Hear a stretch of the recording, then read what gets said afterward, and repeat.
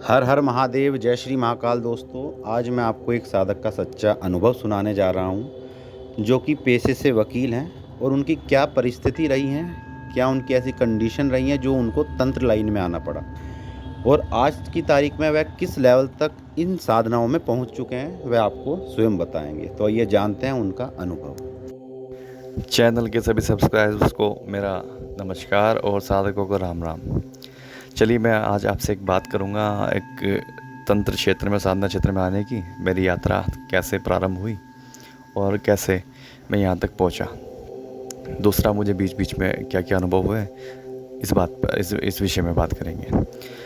तो प्रारंभ से शुरुआत करते हैं। ये बात है सन 2019 की। तब मेरी इंगेजमेंट हो चुकी थी और रात्रि में कम से कम इंगेजमेंट के 1 महीने बाद 1:30-2 बजे फ़ोन आया मेरी सास का। कहने लगी कि ऐसे ऐसे हो गई, मेरी बेटी की तबीयत ख़राब हो गई और उसे हॉस्पिटल लेके गए हैं। तो मैं हक्का बक्का वहाँ पहुँचा हॉस्पिटल में। रात्रि में पहुँचने के बाद देखा क्या, डॉक्टर बोले कि इनका तो बीपी लो हो गया है, उसको बिठा लो। तो मैं पहुँचा, मैं वहाँ, उन्होंने वो घर लेके आ गए मेरे ससुराल में, मतलब होने वाली। तो जब उनको वहाँ लिटाया गया तो मैंने छू के देखा तो शरीर ठंडा पड़ा हुआ था। तो मैंने अपनी सासू जी से पूछा कि लास्ट एक्टिविटी क्या थी आप लोगों की। तो उन्होंने कहा कि हमारे ऊपर हम छत पे टहल रहे थे, उसके बाद से ऐसा हो गई। मैंने कहा समय क्या था टहलने का? कहने लगी कि 12 या 11:30 के आसपास था। मैंने कहा अच्छा। तो मैं बड़ा परेशान हो गया, वो क्योंकि होश में नहीं आ रही थी, उसका मुँह नहीं खुल रहा था मेरे होने वाले वाइफ का। तो मैंने मम्मी से फ़ोन किया। मम्मी को फ़ोन इसलिए किया क्योंकि मम्मी पूजा पाठी है। तो मैंने मम्मी को सभी स्थिति बताई कि क्या हो रहा है। तो मम्मी बोली कि तू फ़ोन स्पीकर पर डाल और मैं एक मंत्र पढ़ती हूँ और तू गंगा जल मारता रहना। तो मम्मी ने कंटिन्यूसली कम से कम आधा 1 घंटा मंत्र पढ़ा और गंगा जल मारते रहे। तो उसके बाद वो थोड़ा सही हुआ। मैंने पूछा, समझ में आ रहा हूँ मैं कौन हूँ, पहचान रहे हो मैं कौन हूँ? तो उन्होंने बोला हाँ मैं पहचान रही हूँ। तो ये था प्रथम मेरे जीवन की घटना कि ऐसी क्या चीज़ होती है। मैं क्योंकि इससे पहले नहीं जानता था क्या है क्या नहीं है। चूँकि मैं आपको थोड़ा सा बता देता हूँ अपने बारे में। मैं वेल एजुकेटेड, डबल ग्रेजुएट और डबल पोस्ट ग्रेजुएट हूँ और बीएससी, एमएससी और एलएलबी और एलएलएम में किया है और मास्टर्स हूँ क्रिमिनल में और क्रिमिनल लॉयर भी हूँ वर्तमान में। तो मुझे बड़ा बुरा लगा कि फील होता है, कई बार आपको भी होता होगा कि भाई तुम्हारी पुलिस सुनती है, कोर्ट सुनती है, कोई डिपार्टमेंट ऐसा ना हो कि जो आपकी ना सुनता हो। उसके बाद भी ऐसी कौन सी दुनिया है जहाँ तुम शून्य हो, तुम्हारे बस के कुछ नहीं है, कि तुम ख़त्म, बढ़िया, तुम मतलब कुछ भी नहीं हो तुम। तो तुम्हें अस्तित्व दिख जाता है तुम्हारा कि तुम कहाँ स्टैंड करते हो। तो उसके बाद गुरुजी से मेरा परिचय हुआ। परिचय होने के बाद उन्होंने मुझे बताया कि ऐसा ऐसा होता है। मैं यकीन नहीं किया। तो उन्होंने कहा चलो ठीक है, आप खुद स्वयं करके देखो। तो मुझे इंटरेस्ट था श्री कृष्णा जी में और मैं विष्णु जी से ज़्यादा जुड़ा हुआ हूँ क्योंकि मैं उनसे पूजा पाठ करता रहता था कि वो मुझे अपनी ओर आकर्षित करते हैं। उनका जो पहनावा है, व्यक्तित्व है, नेचर है, वो मुझे अपनी ओर प्रभावित करता है। तो मैंने कहा चलो, अगर प्रैक्टिकल की बात है, चूँकि देखो भाई वकील लोग हैं, बिना प्रयोग किए तो यकीन नहीं करते हैं, बिल्कुल भी नहीं करते हैं, क्योंकि हमें सबूत की जो बहुत ज़्यादा ज़रूरत होती है। सबूत के बिना हम किसी चीज़ को नहीं मानते हैं। आदत हो चुकी होती है कोर्ट में रहने के बाद, स्वाभाविक है, होता है।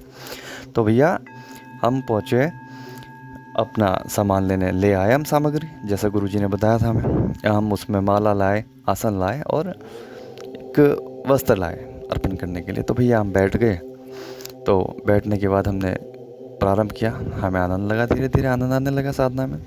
तो प्रारंभ में मेरा जो संकल्प था वो था 1.25 लाख जप का, वो मैंने किया। फिर धीरे धीरे मुझे प्रैक्टिस हो गई, मैंने वो 5-7 लाख तक जप कर दिया। उसके बाद कहते हैं ना, मैंने कहा फिर गुरुजी से, मैंने कहा हाँ मैंने तब तैयार कर लिया, आप मुझे कोई साधना दो। तो समय आने वाला था, क्योंकि मैं भी सोचता हूँ कि भाई सब कहते हैं काली माता काली माता काली माता, चारों तरफ माता काली का नाम है। तो मैं भी सोचा कि भाई मैं तंत्र में जा रहा हूँ तो देखते हैं कि हम भी काली माता ही करेंगे। तो नवरात्रि शुरू हुए, लेने गया था काली, लेके आ गया मैं किसी और माता को। अब कहते हैं ना कि ईश्वर आपको चुनता है, आप ईश्वर को नहीं चुनते। तो ये सत्यता है इस घटना के बाद। मैं लेने गया माता काली की साधना और मिली मुझे किसी और महाविद्या की साधना, क्योंकि उनको आना था और वो आई। तो मुझे पूरा मंत्र विधान और पूरी साधना का प्रक्रिया बताई गई भोग प्रसाद के साथ में। हम बैठ गए, नवरात्रि प्रारंभ हुए। प्रारंभ होने के बाद एक दिन बैठे, रात्रि के समय पूजा होनी थी वो। तो रात्रि में मैं अक्सर बैठता हूँ तब जब सब सो जाते हैं, क्योंकि जॉइंट फैमिली है तो शोर शराबा रहता है। मोस्टली 10:30-11 बजे तक एक्टिविटी रहती है घर में। और अपने मंदिर में हम जाके बैठ गए, हमने चौकी सजाई, सब कुछ किया। तो बड़े अचंभित थे घर वाले जब मैं प्रक्रिया शुरू कर रहा था कि भाई आज तक इसने करे तो है नहीं और ये पूजा पाठ पे ध्यान भी नहीं देता, आज क्या हो रहा है ऐसा कि ये रात्रि के समय बैठा। चलो दिन में तो समझ में आता है, रात्रि में क्या चक्कर है। खैर कुछ नहीं, उन्होंने इतना पूछा नहीं मुझसे, वो चले गए अपने रूम में। तो जब मैंने साधना शुरू की तो पहले तो मुझे उच्चारण में थोड़ी सी समस्या आई, मगर उसके बाद जब कंठस्थ हो गया मंत्र तो मैं करता रहा। तो मेरा नित्य रात्रि के समय शुरू होता था, 11:30 बजे करीब शुरू होता था। ज्योति लगाने के बाद और धूपबत्ती वगैरह करने के बाद, ध्यान व्यान करने के बाद मंत्र जब शुरू होता था तो वो समय का पता नहीं लगता था मुझे। मैं इतना रम जाता था कि कब 2 बज गए, 3 बज गए। हालांकि लिमिट मेरी उस समय मुझे 11 माला करनी थी, मगर चूँकि जानना था तो एक जिद समझ लो कि क्या है क्या नहीं है, मैं भी देखना चाहता हूँ क्या है। तो पहला अनुभव मेरा जो था मैं आपसे शेयर करने वाला हूँ। अनुभव कैसा था, हम बैठे हुए थे तो हल्की चौकी हिली। मैं कह रहा वहम है मेरा, ना नहीं हो नहीं सकता, असंभव है, पॉसिबल ही नहीं जब तक कोई हिलाए ना। मैंने कहा चलो ठीक है, वो निकल गया। उसके बाद मैंने एक छत्र लगाया हुआ है नीचे माता के तस्वीर के ऊपर, तो वो घूमना शुरू हुआ। अब भाई कमाल की बात यह है कि भाई मैं बीएससी ग्रेजुएट हूँ, साइंस पढ़ा हुआ व्यक्ति हूँ, तो कैसे मानूंगा। तो फिजिक्स पहले अप्लाई करूँगा। तो मैंने फिजिक्स का अप्लाई करी। मैंने कहा देखो पहले तो पता करते हैं कि हवा कहाँ से आ रही है। तो मैंने एक हाथ से माना चल रही थी, तो एक हाथ मैंने और हवा में किया कि देखे जरा हवा कहाँ से आ रही। और आप ताज्जुब मानोगे इस चीज़ को जानकर कि जिस समय मैंने हाथ ऊपर किया तो कहीं से भी कोई पंखा या वो नहीं चल रहा था, ना कोई गेट खुला हुआ था। क्योंकि सर्दियों का समय था, सभी चारों तरफ से दरवाजे बंद थे, तो हवा आने का तो सवाल ही नहीं उठता है। तो तब मेरी हार्ट बीट थोड़ी सी, दिल की धड़कनें तेज़ हुई कि ये क्या हो रहा है ऐसा। तो जब हम बैठे तो हमने आंखें बंद की। आंखें बंद करने के बाद जिसमें वो आद्य को लेके आया था, मुझे नहीं पता था वो किस रूप में दर्शन देती, कैसे नहीं देती। तो मुझे एक आकृति नज़र आई, आभूषणों से बढ़िया आभूषण पहने हुए, मुकुट लगाया हुआ, काली एकदम। मैंने कहा अच्छा, मैं समझा नहीं, मैंने शेयर भी नहीं किया, क्योंकि मुझे निर्देश थे कि साधना के समय जो भी करो बताना मत किसी को भी। मैंने गुरुदेव को भी नहीं बताया। तो हम करते रहे।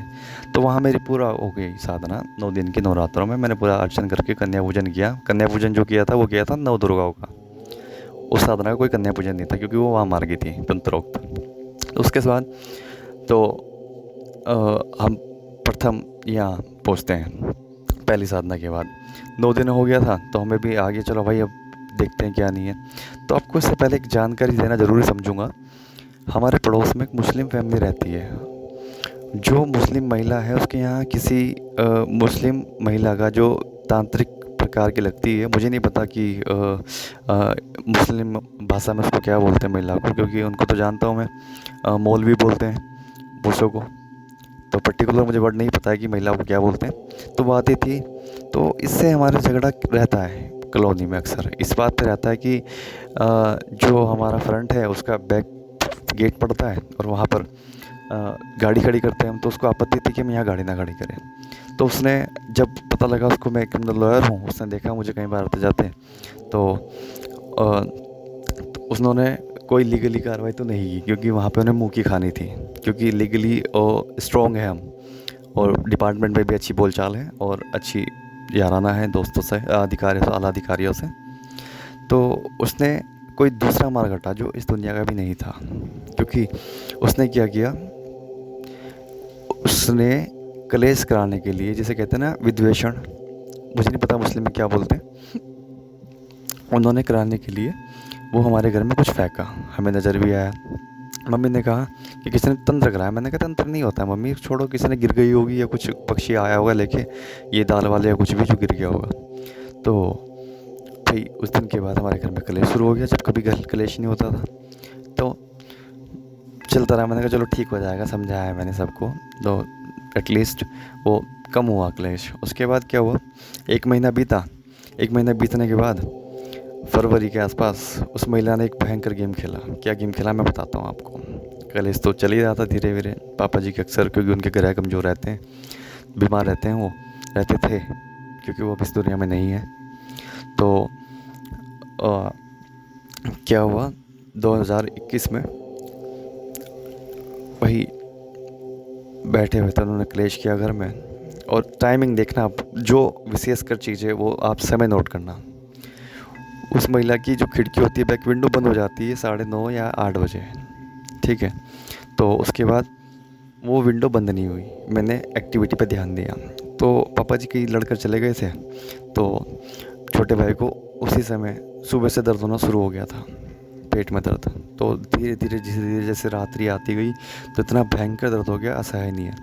तो मैंने कहा चलो ठीक है, चलो डॉक्टरी परामर्श ले लेते हैं और ट्रीटमेंट करा लेते हैं। तो बड़ा भाई और मम्मी उसको डॉक्टर के यहाँ लेके गई, डॉक्टर से इंजेक्शन लगाए, पेन किलर इंजेक्शन लगाए, 3 इंजेक्शन लगे। हमें लगा पथरी का दर्द है, शायद उससे कवर हो जाएगा, मगर वो दर्द उसके बाद और बढ़ गया। इस बीच एक अच्छी बात हुई, पापा जी जो नाराज़ होकर घर से चले गए थे वो मिल गए, रेलवे स्टेशन बैठे हुए, उनको भी लेके आए हम। खैर, तो छोटा भाई आके जब लेट गया तो पापा जी क्लेश को भूल गए। भूलने के बाद ये था पहला अटैक, मारण, जिसे कहते हैं ना मृत्यु को प्राप्त करवाना।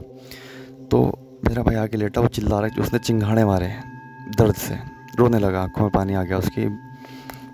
तो उस समय में जाप शुरू करने ही वाला था, मुझे घबराहट हो गई, कहने लगा मम्मी, गले लगा कि मुझे कोई खींच के ले जा रहा है, मैं जा रहा हूँ, मेरे हाथ पैर फूल गए, क्या करूँ समझ नहीं आ रहा। तो मैंने गुरुजी को फ़ोन मिलाया, क्योंकि गुरुजी का घर दूर है। तो गुरुजी कहने लगे मैं तुम्हें एक प्रक्रिया बता रहा हूँ, वो करो, करने के बाद तो फिर मैं तब तक आ जाऊँगा, समय मिल जाऊँगा। तो भैया ईश्वर की और गुरुजी की सहायता समझ लीजिए आप, कि अर्ध समय में ही साधना के अर्ध समय में ही मुझे ऐसे स्थिति उत्पन्न हो गई मेरे साथ कि मुझे उस शक्ति का प्रयोग करना पड़ा। हालांकि मैं जानता हूँ, आप भी जानते हो कि फल कच्चा होता है तो उसको तोड़ा नहीं जाता, क्योंकि वो ना खाने का रहता ना फेंकने का रहता, ठीक है। मगर हमने फिर भी ईश्वर का, गुरु जी का नाम लेके शुरू किया, तो उससे उसको आराम तो मिल गया। अगर उस क्षण 1-1.5 सेकंड की भी देर हो जाती तो शायद आज मेरा भाई मेरे साथ ना होता।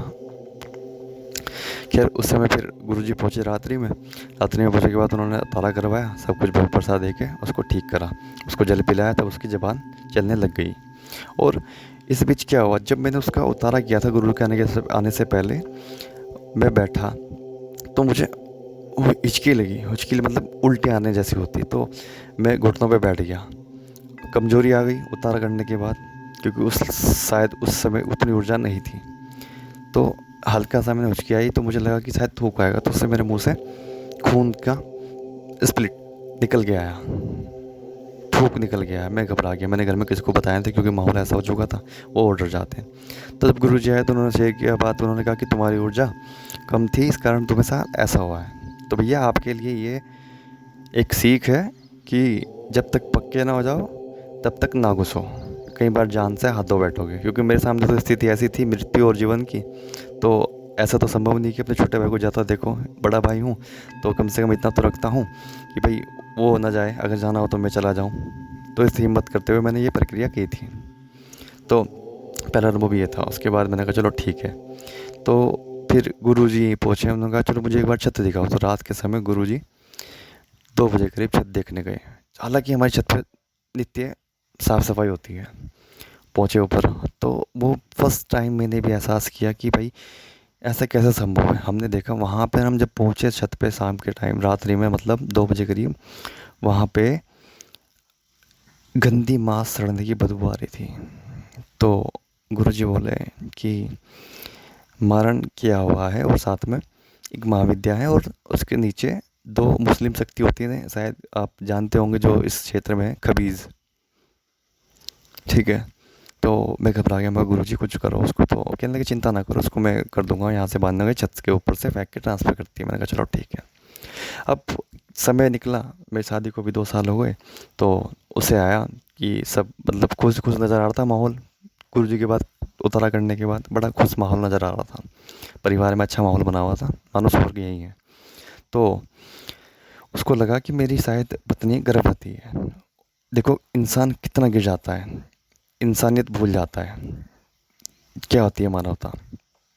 उसे लगा, उसने क्या किया, उसने गर्भ गिराने के लिए एक मेल और फीमेल शक्ति भेजी, जिसने भयंकर रूप से पीड़ित कर दिया मेरी पत्नी को। उससे मेरे पापा जी के भी ऊपर असर हुआ। पापा जी एक दिन पहले हॉस्पिटल गए थे, दूसरे दिन मुझे अपनी पत्नी को हॉस्पिटल लेके जाना पड़ गया। डॉक्टर ने पेन किलर इंजेक्शन लगाया, उसकी आंखों से आंसू निकल रहे भयंकर। क्योंकि मैं पहला प्रैक्टिकल देख चुका था कि क्या स्थिति है, भाई के साथ जो था मुझे एकदम रिमाइंड आ गया कि क्या हुआ था। तो फिर मैंने कोई अविलंब किए मैंने गुरु जी से बात की, उन्होंने फ़ोटो भेजी। उन्होंने कहा हाँ तंत्र क्रिया कराई हुई है, मैं रास्ते में हूँ, पहुँच रहा हूँ। वो दूर थे, उन्हें रात्रि तक का समय था आने में। तो जब उन्होंने कहा तुम इतना कर दो, मैंने कहा जैसे आराम नहीं हो रहा। उसकी आंखों से कंटिन्यू आंसू बहसे आ रहे दर्द के बारे, गर्भाशय में दर्द हो रहा था उसके। 6 इंजेक्शन लगे थे उसको डायनापेंटा के, जो पेन किलर होता है, जो कि ओवरडोज भी ठीक नहीं होता।